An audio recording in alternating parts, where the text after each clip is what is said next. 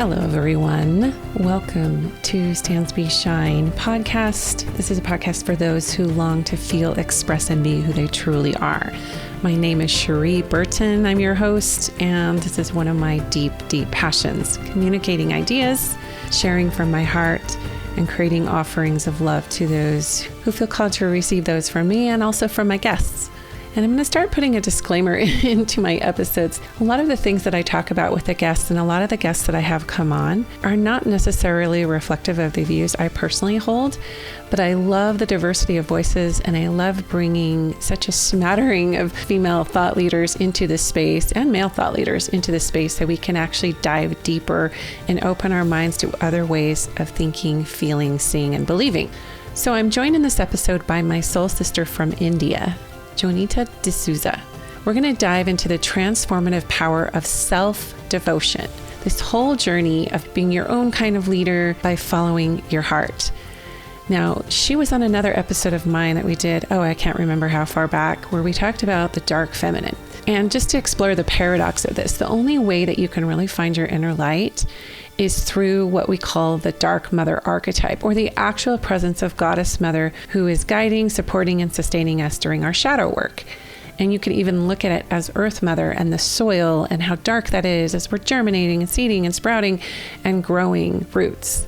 So she is an amazing self-leadership mentor for women, a feminine lifestylist and creatress of feminine Empress codes, a certified life coach, neuro-linguistic programming practitioner, master hypnotherapist. And so she combines the teachings of Indian feminine mysticism and shamanism in her work. So I hope you'll share this episode and also find us on iTunes and share a review so we can open the discussion further for those who are seeking respite from this crazy, chaotic time in history.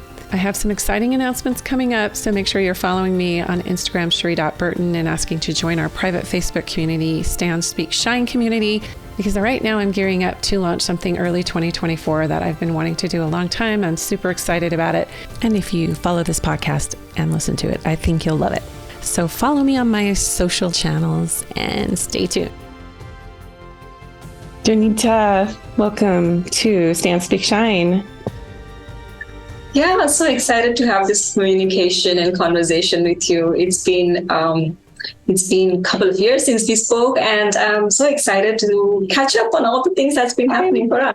I know you and we had an interview. I want to say it was 2 years ago. I'll have to go back in the show notes or into the website and find out when that was. But you and I just connected and we continued to stay in touch. And I felt a real resonance with what you were teaching about honoring the feminine, the somatics really of going into the deep feminine embodiment. And so we'll touch on that today in our interview, but I know one synchronicity that was so interesting is that you and I both had jasmine oil sitting next to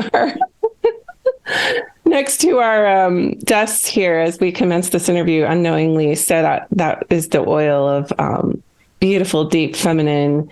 You could even call it even a dark feminine. It's those flowers are picked at night. As you know, they're sourced in India where you're from. And so it's just kind of interesting that we were both just drawn to use that essential oil before we began talking. But I would really love for you to give a background on your lineage. And I know you're originally from India, born in India, you moved to England, and then you're now back in India for a time. But just your Indian feminine mysticism and how you came into that. So when I moved to the UK in my early 20s, I came across this moment in my life, which was, I'd like to say, like the dark night of the ego, maybe not the soul, but the ego. The ego. I love that. Yeah, I've been pondering about it. That does soul really have a dark night, or is it our ego? So I'm rephrasing those experiences and reflecting a lot.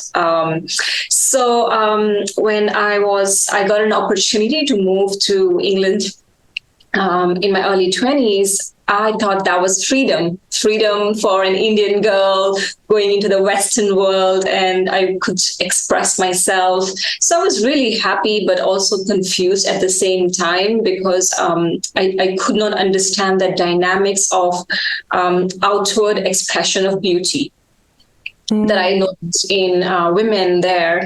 And it was all good. I enjoyed it. There's nothing that I want to complain about. My personal experience was that I became surrounded with women who strived really hard to look good, to be accepted in social circles and in at work, in front of colleagues and all of that. So it was a lot of efforting on the outside, and which I started doing as well, which I enjoyed to an extent, which I did not have the opportunity in India, working in IT field in India among men. I was acting like a tomboy to keep myself, safe and keep my introverted self protected and guarded. And London felt like a whole new world. And there was this point in 6 months into my time there, was this point where I felt quite confused, lost, and this feeling was kind of exaggerated by the death of my father in India. So I went into a deep depression, and my skin was filled with condition called psoriasis. And all of this was happening at the same time. And I did not feel beautiful. And I was tired of looking beautiful.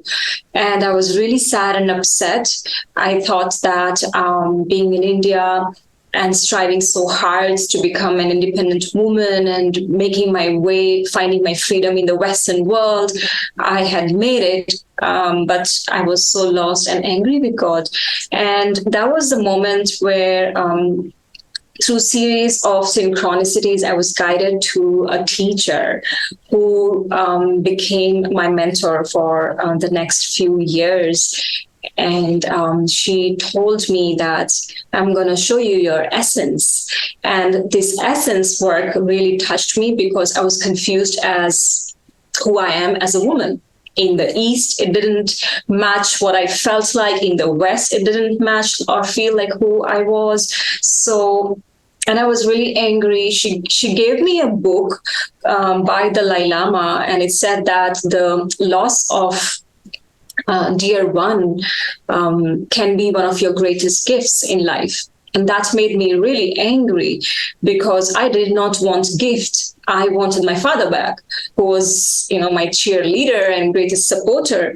So I was really angry at God, and I grew up in a Christian family. So being in India, growing up among this traditional lineage and all the Hindu goddesses, I was somehow blocked because of my religious upbringing, Christian religious upbringing. I was blocked to all of that information. For me, it always existed, but I was very resistant. That was my conditioning at that time. And this teacher started teaching me practices from what she had learned through years and years of studying Indian spiritualism. And I was wondering, and it was really interesting because through her, I met a group of women who were practicing similar things and teachers, and they were teaching me things that I knew that existed back in my country. And I was so resistant to, and I was,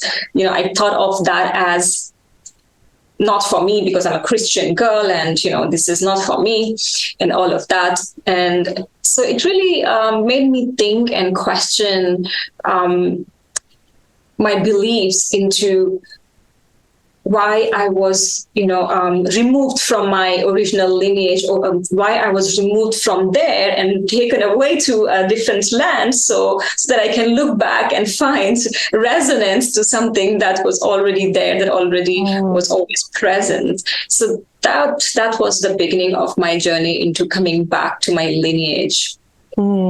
It's so interesting.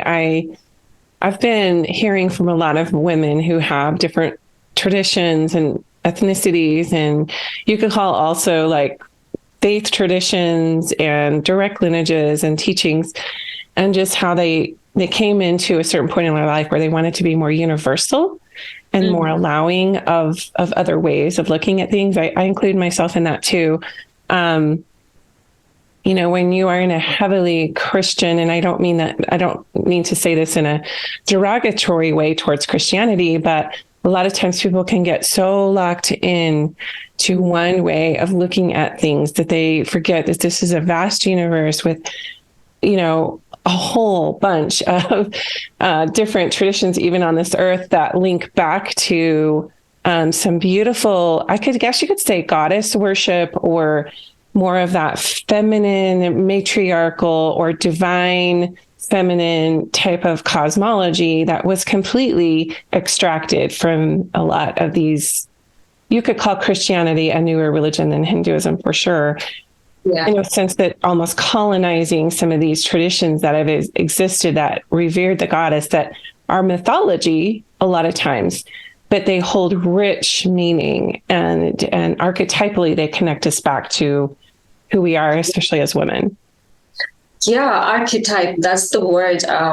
So strong. All of us women from different parts of the world, different lineages, can feel into so many different archetypes from all the other lineages. And that's what connects us. I think that's why we hold memories of various lineages in this lifetime, and we feel drawn and connected to goddesses from India, from Egypt, from South America, like Africa. We feel her inside of us, and I think that through life's various turns, we are brought to the different goddesses that are relevant for our own growth at the point in life. So that was my journey in particular as well. That's amazing. So, and I really appreciate how you phrased it as the dark night of the ego. Even though I think the soul is involved in a sense of taking us through that. And it becomes like an existential crisis a lot of times. Yeah. And I'm like laughing, but I kind of laugh about it now, but it wasn't really fun when I was doing that work, and I'm still in it. Of course, you never really diminish your ego completely, and finding. But a lot of it had to do with, what do I know in my body versus what has been handed to me as what I need to believe or accept. So with that in mind, let's move into kind of what you and I were talking about before we started recording, which I think was a really rich central focus of what it means to be heart-led, and how as women we can actually, you can even say heart-centered, but just how do you make that your life focus, that everything sort of revolves around? I think you and I agree that that's where it's at, but not a lot of people are talking about what it means to really embrace that. And how that you were talking about essence work, and how that was sort of your point of awakening, like just the phrase of what is your essence?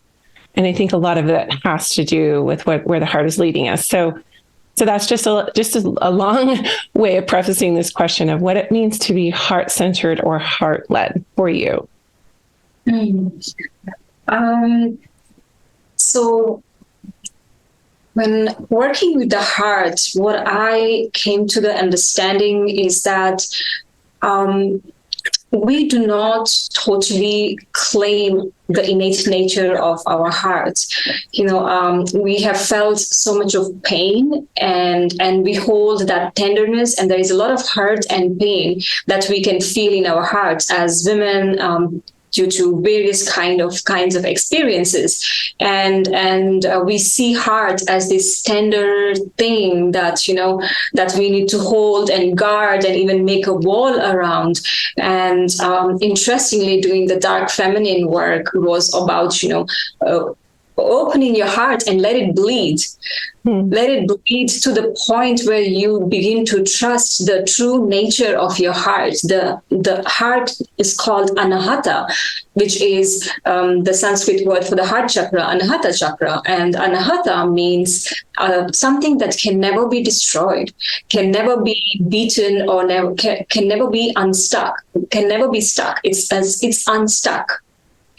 So that's the true nature of our heart. And that's what we have forgotten, because we got so caught up in the pain, in holding the pain, and we hold the pain through our minds, not really through our heart.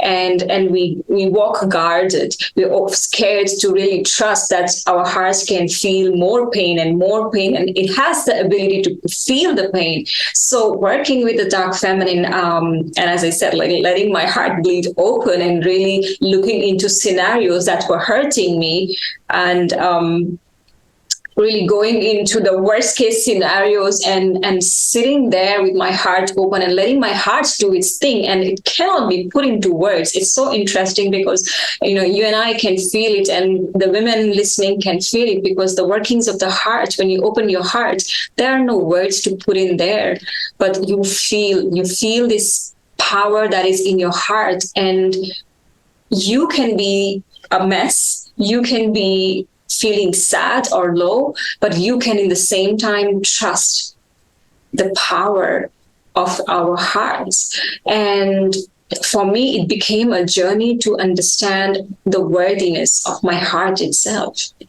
Like, my heart is capable,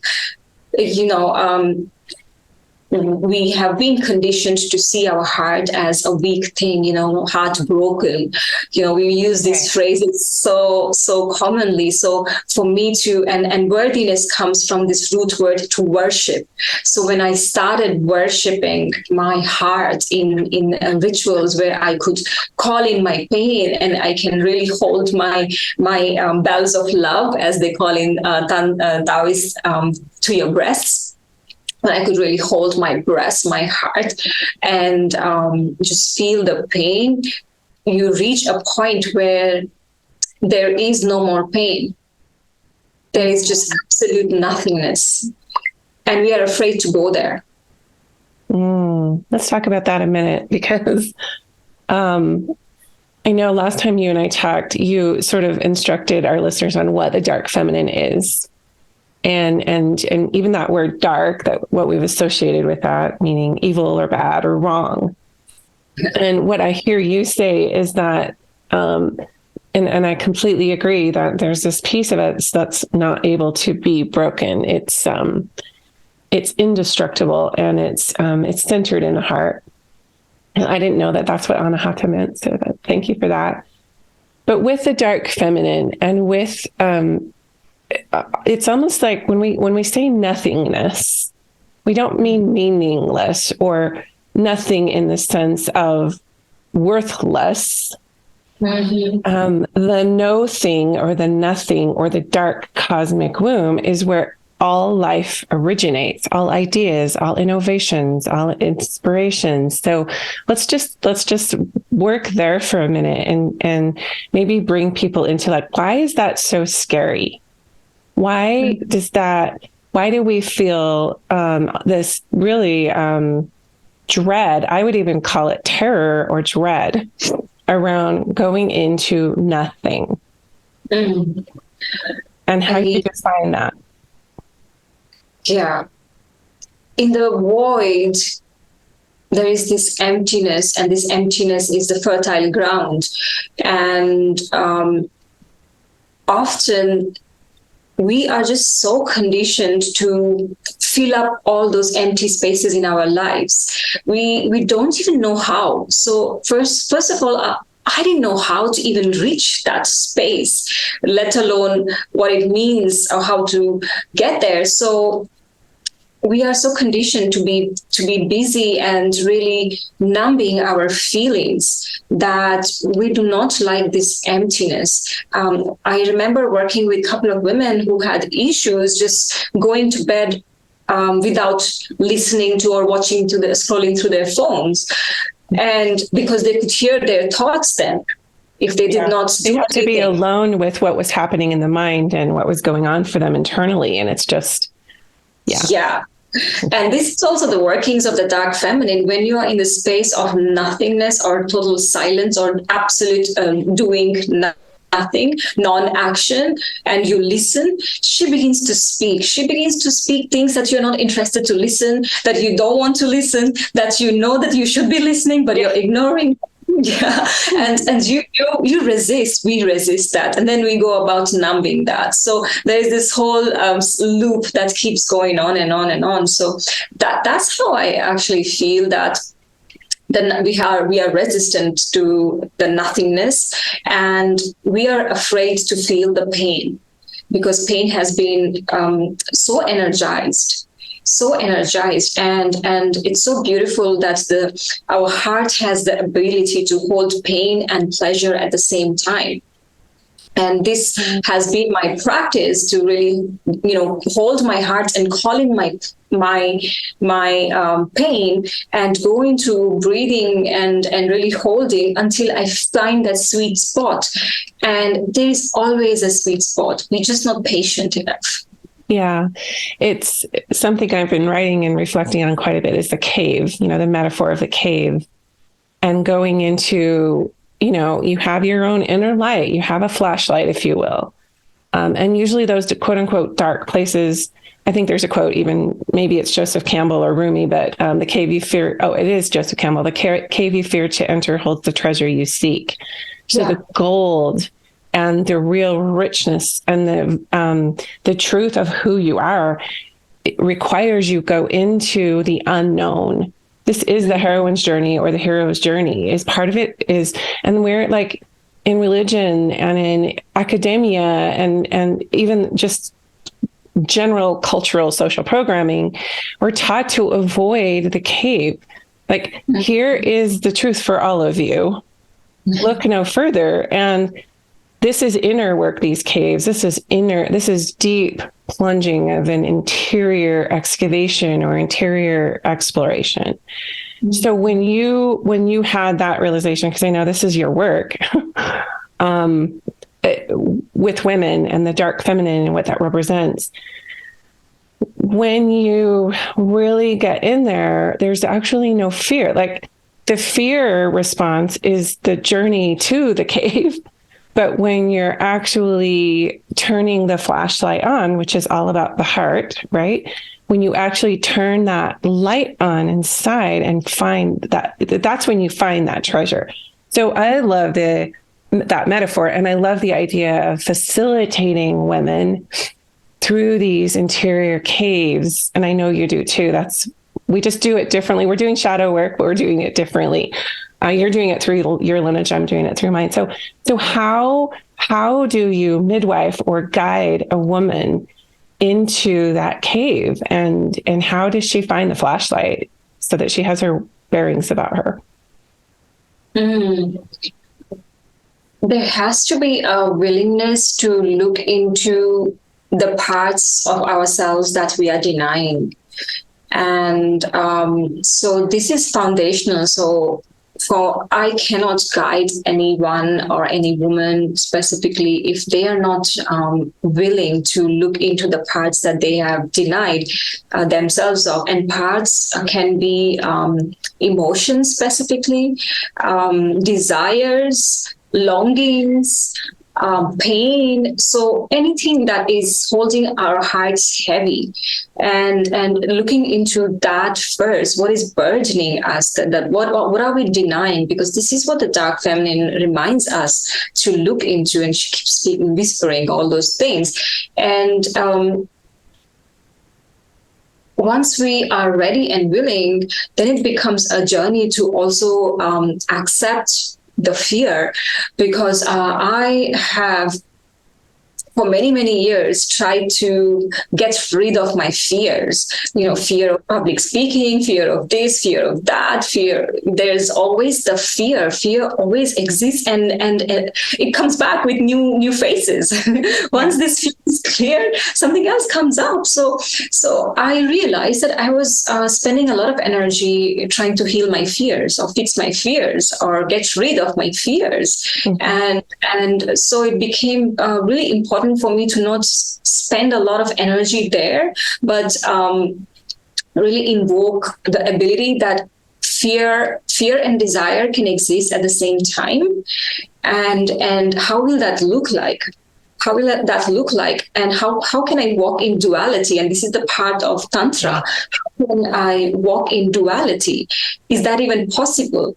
And yes, it is possible, but it requires us to become really vigilant of our own thoughts, of our own perspectives of life. And it requires, for me, it looked like I started talking to myself out loud, and I looked like a mad person most of the times, like just talking to my fear, talking to my desire. It's just constant reminders, giving ourselves constant reminders that if there is fear, there is a desire. If there is a desire, there is a fear. It's just part of cycle. And we've got to learn as women, we've got to learn to hold a bigger vibe rather than a high vibe, because high vibe goes, but the big vibe is our capacity, gives us the capacity to really lead ourselves. Yes, that's so beautiful. I love everything you're saying, and it's so resonant and rich for me because I've walked this path of the unknown, especially the last 4 years, into what I left behind, what I took out of the backpack, if you will. I thought I needed, but it was ever apparent that everything I needed wasn't in a backpack or anything exterior. It was just all inside of me. And like you said, just making friends with that fear and accepting that the fear response is part of being human. And that the fear response can actually take me deeper into what I really believe. So when I feel a lot of fear, it's like, what is this about? I don't try to analyze it necessarily. Like you said, I just try to sit with it. I used to psychoanalyze it. I used to be like, where did this start? And what's this about? Yeah. But now, but now I'm like, wow, this is big. This is a big response inside of me. This is taking up a lot of internal energy.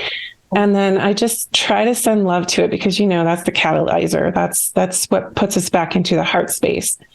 Yeah. So you mentioned being heart-led and normalizing the human fear response and neutralizing it. Duality, this is one thing that I'm really like...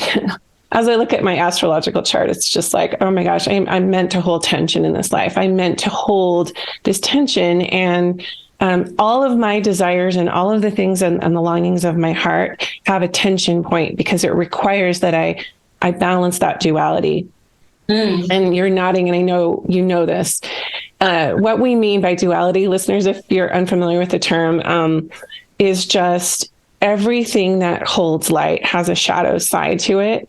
And that sometimes you have to, in fact, I would say almost all of your gifts, you have to be in the shadow aspect of that gift, literally be in it, sit in it, go in the cave, live it in order to unlock the gift that is on the other side of that. So I study a lot of like Gene Keys and how Richard read, and he talks about this a lot. So you mentioned heart-led leadership. And this is something that's come into your space even since you and I last talked. This has really been up for you, and you've been working it into what you do with women and feeling into what that means for you personally. You and I are both introverts. People don't really know because we're out there teaching and doing all these things in groups and things. And I have, it's like, first of all, heart-led leadership and introversion can be tension. Yeah. So let's start there for you. What does that evoke in you when I share that part of introversion? It feels good to just accept it, because I had been resisting for most of my adulthood, trying to prove myself, and it requires you to come out and be like the others or be visible. It requires, and even in the personal development realm in leadership, they teach how to be visible, and you should have these leadership traits. And I started trying all of that, when I was learning public speaking and being on stage and networking for my business, because I really wanted to put this business to work. It became so exhausting to me, and I really wanted to go back to my corporate job of being an IT engineer, because what was the point, right? What was the point if I shifted from one life to the other, but doing the same thing in different ways? So I had to really understand that my work and my expression was not about Jonita's expression and Jonita's visibility, but there was this greater force inside of me, which was the message. So for me, when I started really accepting the fact that I am just a messenger, it took off a lot of weight out of my, acting to be a leader in a certain way. And I started building a relationship with the consciousness of the message itself. What was the message telling me? How can I lead? How can I not just birth you, but give life to you?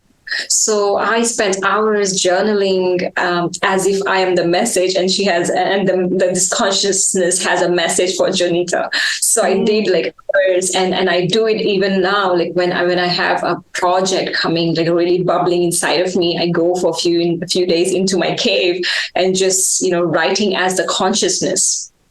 And it's not about the content or the idea of it, but how would the consciousness want Jonita to lead or perform, or is there any support available? And there's this conversation that I go into, which really freed me, and also freed my ego to be perfect, to be refined.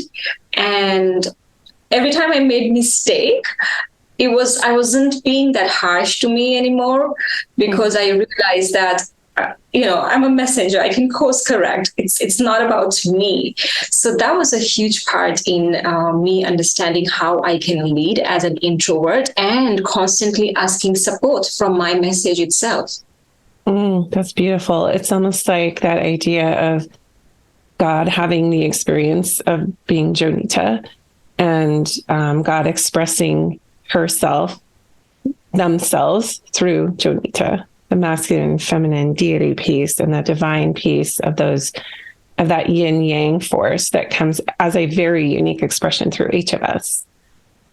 Yeah. And, one of the things that I was getting, one of the messages that I was getting is that all my suffering and whatever pain I was going through, or whatever judgment I was going through, was because I was or whatever wounding I was holding on to, because it was happening because I had not allowed love into that space. And we spoke about, we're rejecting love. We're not opening to love. When there is a situation that is not favorable to us, and where we are judging ourselves, or where we are really hurting, that's the spot where we have not really allowed love to seep in. Somehow, somewhere, we have rejected the real pure impulse of life itself, which is love. And just sitting with that also helps me to understand this whole idea of how to lead. Can I allow love here, or am I going to just judge myself throughout the entire situation and make it even worse and suffer? Yes, that inner critic, that inner judge, it wants to keep love away, or this worthiness piece that we all struggle with. Not feeling that we can send love to those places because maybe we've hurt someone, or maybe we've hurt ourselves, and that's part of that tension, right? It's like, love the things that you rejected in yourself. Love that you rejected yourself. Love that you rejected or hurt someone else. And that interplay can be so painful. How do you send love? So do you do it visually? I like to do just picture that I'm sending like golden light, or something from my heart is pouring into that place. How do you work with that? So the last couple of years has been really going into forgiveness, because I realized that I have held a lot of woundedness against myself. Like I haven't forgiven myself for a lot of things, a lot of really small things, which did not make sense to many people, but I am holding on to those, and I haven't sent love there. And for me, the practice was. So I do this Ayurvedic practice called Abhyanga, which is with a warm oil. So like really, and I do it once a week. I think, once a week is fair enough to say, where I spend time with like what is present, what is really burdening my heart, and where can I forgive, and how can I sensualize this entire process. So Abhyanga is an Ayurvedic process of taking warm oil and massaging your heart. Ooh, I love that. And I, of course, mix some essential oils depending on the mood, and just sending love. And sometimes I feel like just doing this physical act helps me. Having this dedicated space helps me to activate that heart's love capacity. Other days, as you said, like we cannot be doing Abhyanga all the time and be greasy walking around. Yeah. But other days, I simply hold myself and breathe. Like I really like to hold my bells of love, and this is for me, my bells of love are the extension of my heart, the physical representation of my femininity. My breasts, I hold them, and I just breathe. I just breathe. There also is this point that you have to break through, where you have the awareness that you're in a fear response, or that something's been triggered inside of you where you feel unlovable or unworthy. But you have to bridge to the action of wanting to, or I don't want to say forcing yourself, but really compelling yourself to do these practices, because the natural response is apathy or shutting down. So we call that it's like a synapse that you have to jump, from one state to the other to create that state change. There's a choice factor.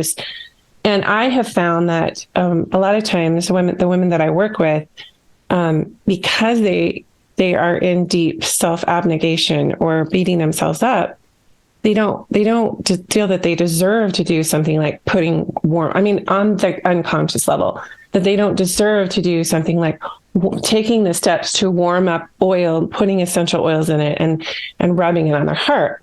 They're stuck in that cycle of just, why would I'm not even worthy to take care of myself. I'm not even worthy to do that.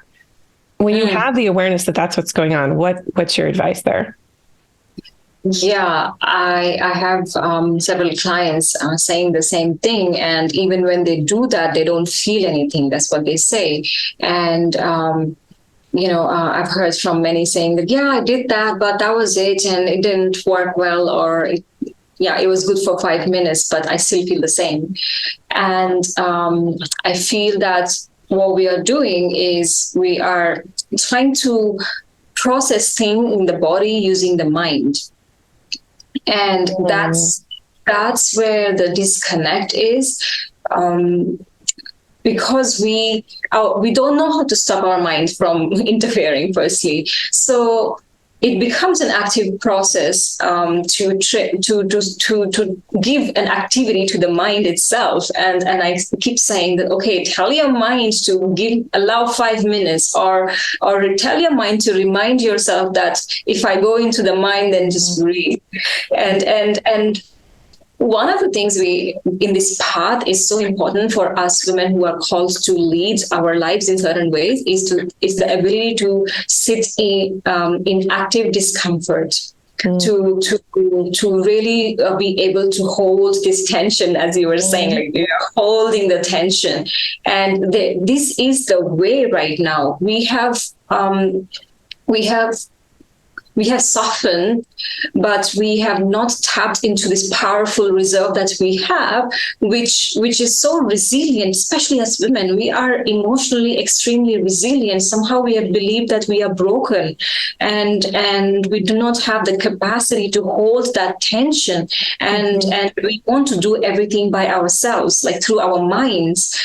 And just becoming aware of these perspectives and changing certain perspectives in the mind first, and then going into the body really, really helps. So once you have that awareness and you can step back and see that this is your pattern, that, oh, here I go. I feel powerless. Here comes this tension point. I don't know if I can hold it. There's overwhelm that ensues. I found that awakening through the sensory portals. So looking at something to create a state change that's different, smelling something like an oil or a flower, or getting outside and feeling the wind and the sun on your face, and these kinds of things. So my little catchphrase that I first used with myself when I was experiencing all of the real season of the dark night was, I value myself enough to do what it takes right now to feel differently. But I also recognize I need to feel this. I need to feel this pain or sorrow or shame or guilt or whatever, or grief. I need to feel these feelings fully. And in order for me to have the power to feel these feelings fully, to be in this cave, I need to take my accoutrements with me in terms of I've got to step outside. I've got to put time out on my mind, like you're saying. It took me months to even feel because I really felt there was something wrong with me. And this is another thing we can talk about, is that a lot of times when you are in that active discomfort and you're holding the tension, you think, I don't want to use this whole euphemism, I'm going crazy, but it really does feel destabilizing. It feels mentally disruptive, psychologically destabilizing to be in that place. And this is where the chaos that we hear a lot about, the dark feminine, the chaos, the messiness, the place in the middle that doesn't look so pretty, doesn't have this stoicism to it. It's just, here we go. Let's feel it. And what can I do to support my physical body while I'm feeling this, so that I have some measure of safety? For me, that's where the senses come in.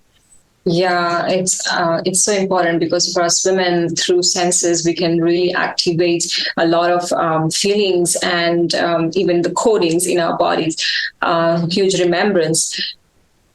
So it does require practice. That's what you also said, that yes, it does require practice. Today, me and you are sitting and talking about this because we just didn't start doing it. It does require practice, and it does require dedication. And I like to switch the word discipline with devotion. It does require devotion to our own self.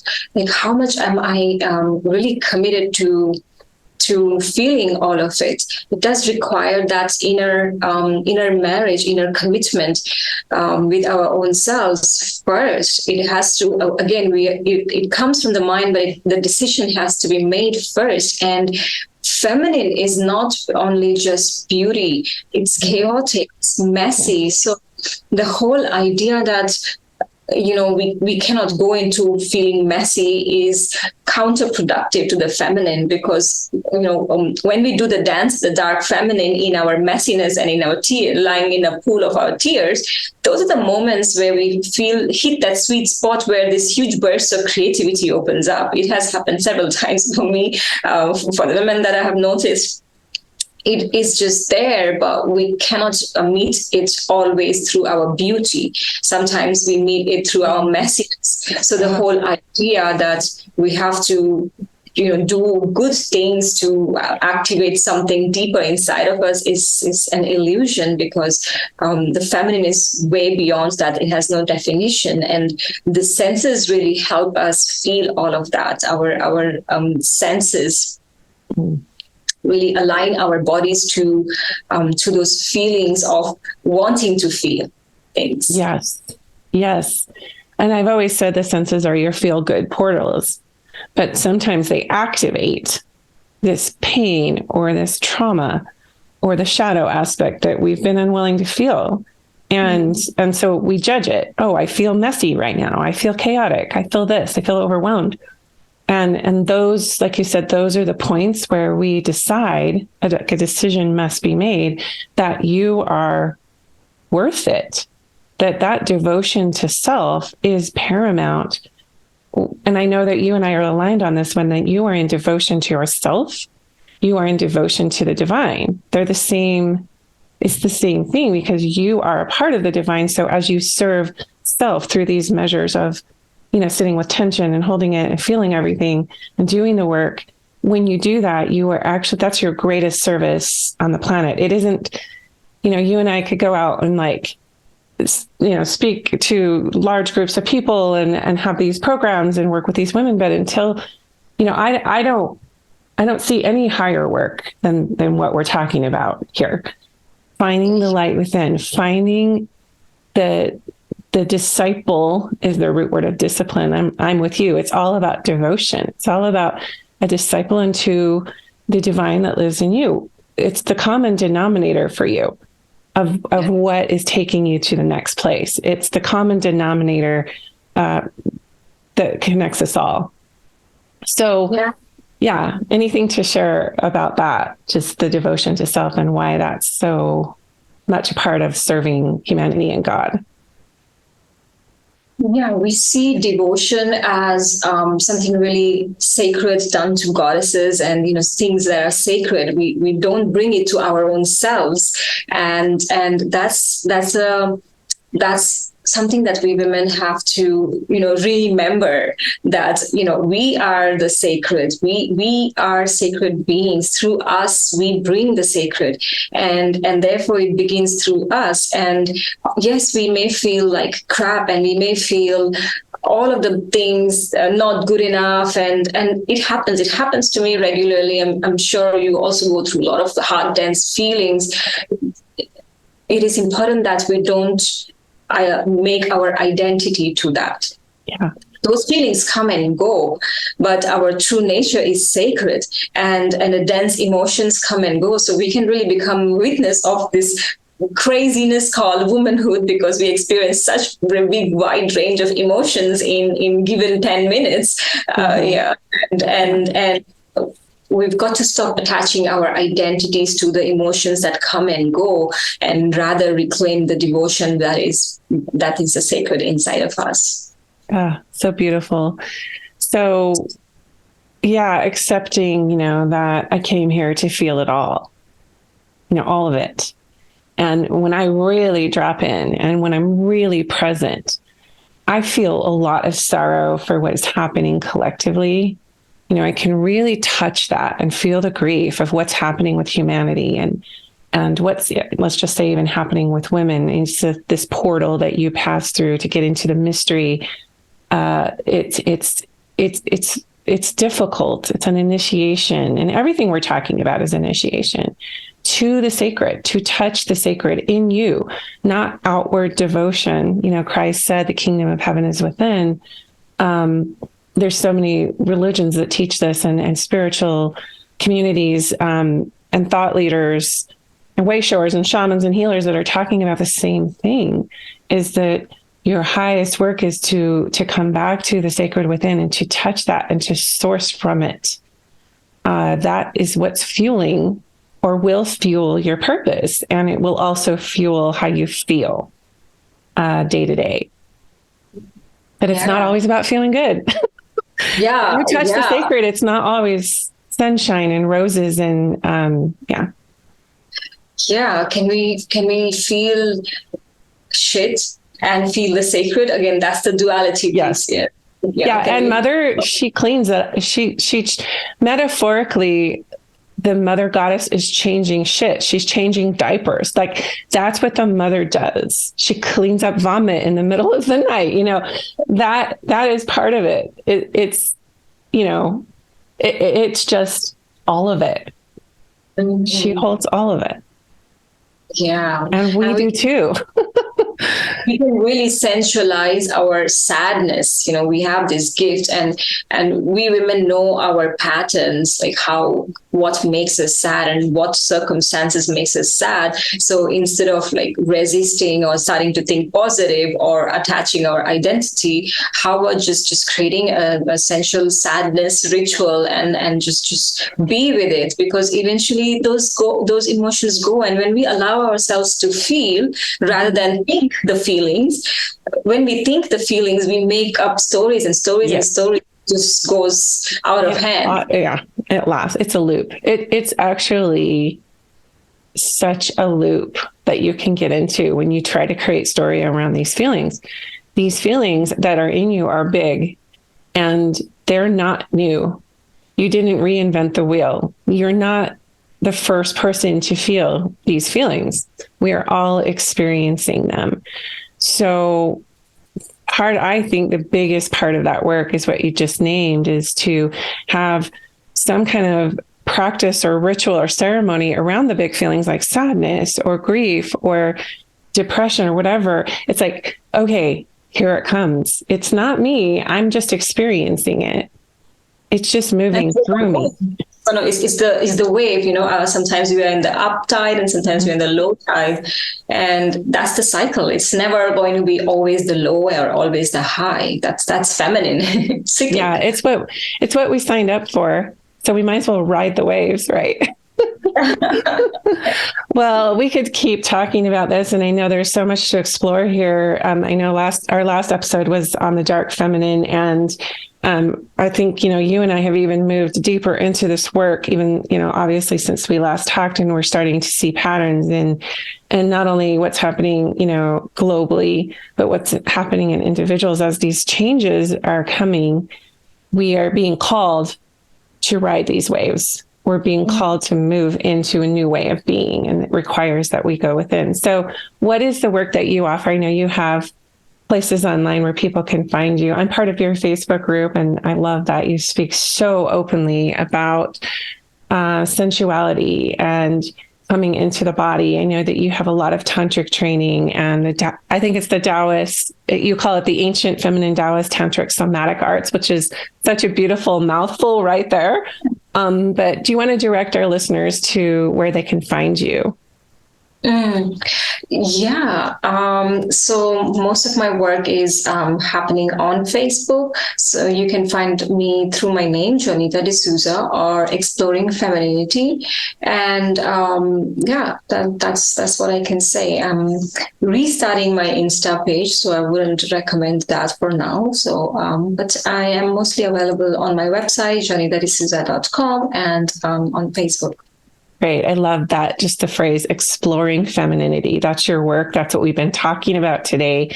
There's so many facets to our being, to us as feminine beings. And as we attach to these practices that allow us to hold it all, the chaos, the mess, the beauty, the pain, the heartbreak, the bliss, it can be really, really helpful to be in community with other women who are in that work.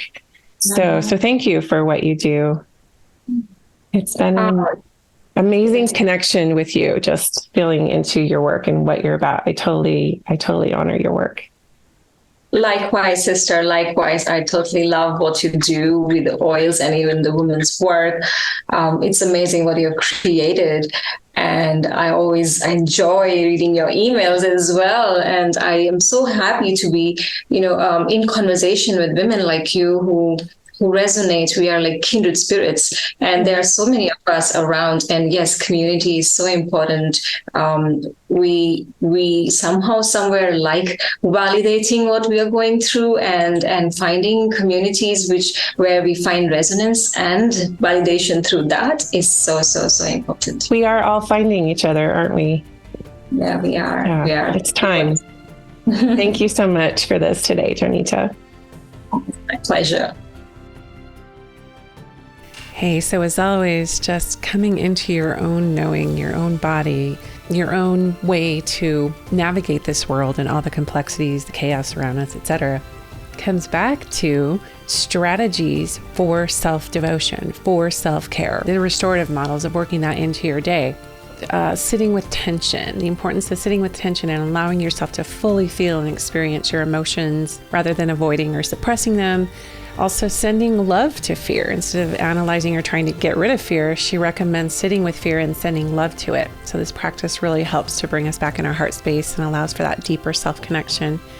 And then embracing duality. The light, the shadow aspects of ourselves, so we can unlock our gifts. And by the way, sensory portals, that's huge and massive. That's been a huge aspect to my research for creating state changes, becoming aware of our patterns and how our senses can really bring us back to our bodies, back to our senses, back to life, back to our life force. But it really comes down to just valuing yourself enough to feel differently, to get outside, to use your body, to give yourself permission to take time out from what's going on between your two ears. So I hope you loved this episode, and remember, please to share a positive review for us if you feel so called on iTunes. Have a beautiful next couple of weeks, and we will talk to you next time on the Stand, Speak, Shine podcast.